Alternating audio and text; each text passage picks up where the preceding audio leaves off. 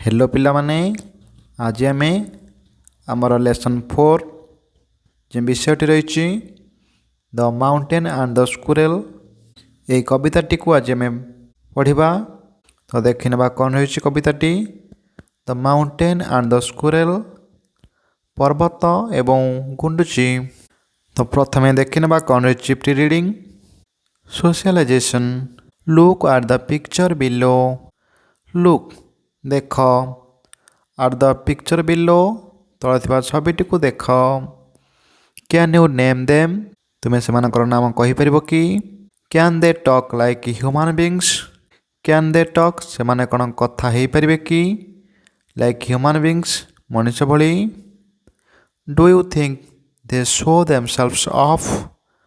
Do you think तमें कौन भावुच दे show से देखे हुंती देमसेल्व्स ऑफ निजक से देखे हुंती कि वी पीपुल डू शो जेमिति कि आम लोक मैंने करथाउ। नाउ लेट अस रीड चल पढ़ा ए पोएम ये गोटे कविता को। How an object and a creature केमिति गोटे प्राणी एवं गोटे जिनिस मध्य in the poem talk like human beings. तो यही कवितार गोटे प्राणी एवं गोटे द्रव्य बा गोटे जिनिस केमती कथोपकथन होती मनुष्य भली। And to show themselves off एवं निजू केमती देखे होती आम पाठ करवा। ठीक अच्छे। तो ये हूँ पर्वत एवं गुंडुची मध्य केमती एक कलह सृष्टि होती आम ये कवितार जापर। देखने भाव कौन रही टेक्स्ट। तो ये आरंभ होती पोएमटी the mountain and the squirrel had a quarrel, and the farmer called the latter little prig.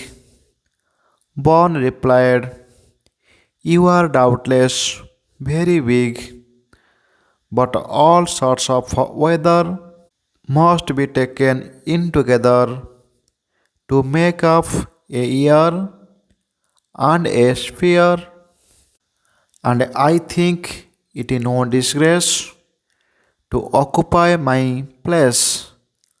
If I am not as large as you, you are not as small as I, and not half so spry, I shall not deny you make a very pretty squirrel track. Talents differ, all is well, and wisely put. If I cannot carry forest on my back, neither can you crack a nut. ठीक अच्छी। This poem is written by Ralph Waldo Emerson.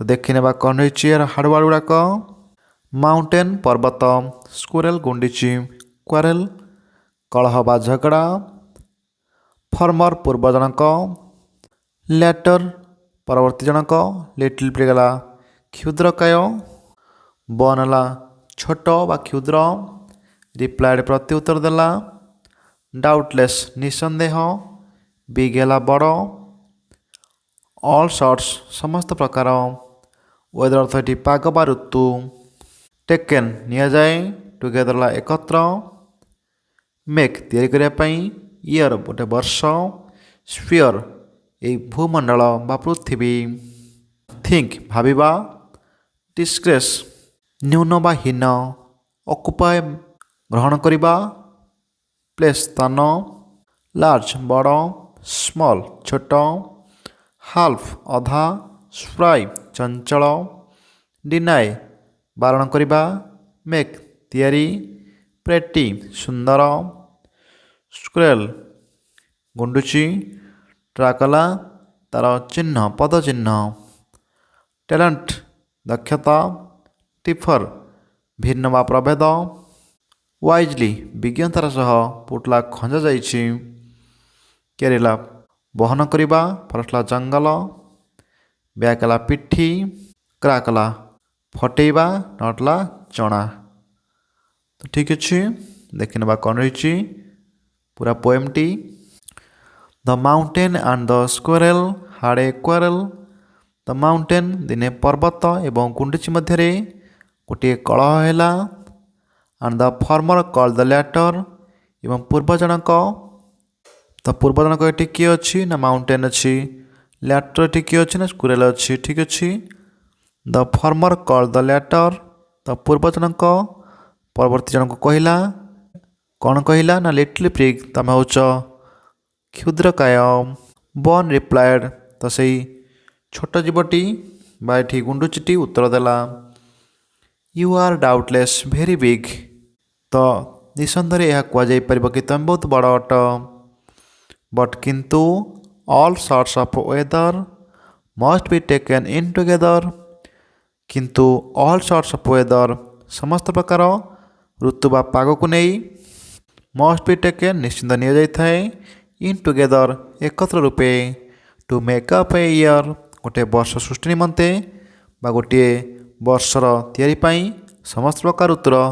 आवश्यक होता है ये समस्त को नहीं गोटे वर्ष गढ़ा जाए तो सहीपरी एंड ए स्पियर ये दुनियार प्रत्येक वस्तु को नहीं प्रत्येक जिनस को नहीं यही दुनियाटी तैयारी होता है ठीक अच्छे बा तैयारी होली गुंडुचिटी बुझेदेला and I think it no disgrace to occupy my place तो गुंडुची पुणी कहूँ कि एवं आई थिंक मु भावुची इट नो डिस्ग्रेस निजक आदौ हीन बा निम्न मन करूना टू ऑक्युपाई माय प्लेस मो निज स्थान रही मो निजक आदौ भी हेले न्यून बा हीन मन करूना इफ आई एम नॉट आज लार्ज आज यू आर नॉट आज स्मॉल आज आई जदि बा आई एम नॉट आज लार्ज आज यू जदि बा मु तुम भली बड़ नुहे यू आर नॉट आज स्मॉल आज आई तुम्हें मध्य मो भली छोट नुह अर्थात मु तुम भली बड़ हो पारिनी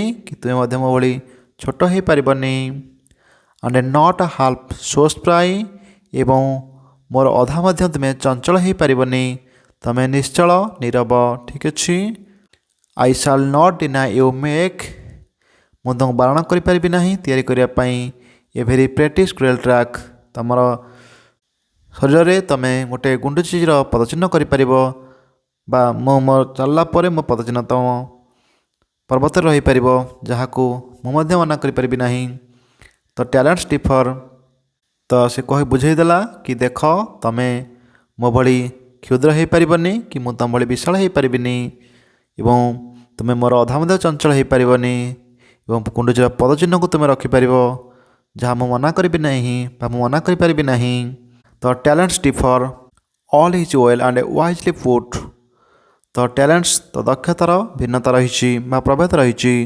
all is well and wisely put तो सबकि ठीक रूपे एवं वाइजली पुट एवं विज्ञानतार रूपे खंजा जाइए तो ये ईश्वर सृष्टिकर्ता ये सृष्टि को सुंदर भाव में सृष्टि कर प्रत्येक जिनस अति विज्ञानता सहित खंजी if I can not carry forest on my back जदि बा मु बहन करें ना गोटे जंगल को मो पिठी उपरे neither can you crack a नट तमें गोटे छोट चणा को फटई पार ना जदिओ मु तम भली विशाल जंगल को पिठे बहन कर नहीं पारि ना तमें मो भली एक छोट चणा को फटई पार ना तेणु समस्त दक्षता भिन्न भिन्न रही तो फरक रही तेणु कहीं क्या तो सामान नुहति किंतु ईश्वर को सृष्टि रे समस्त आवश्यकता रही सबकि जिनिस विज्ञानतार सहित खंजा जाइए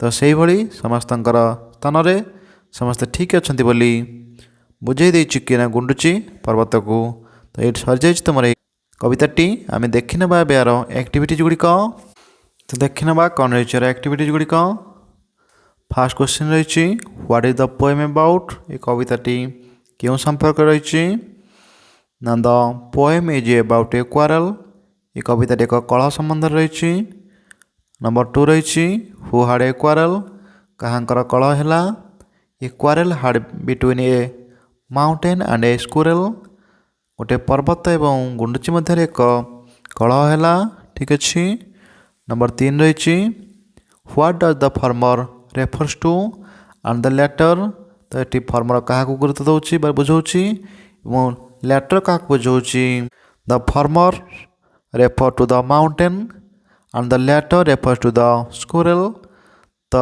पूर्वजनक कहले पर्वत को और परवर्ती जनक कहले गुंडुची को बुझाऊँगी।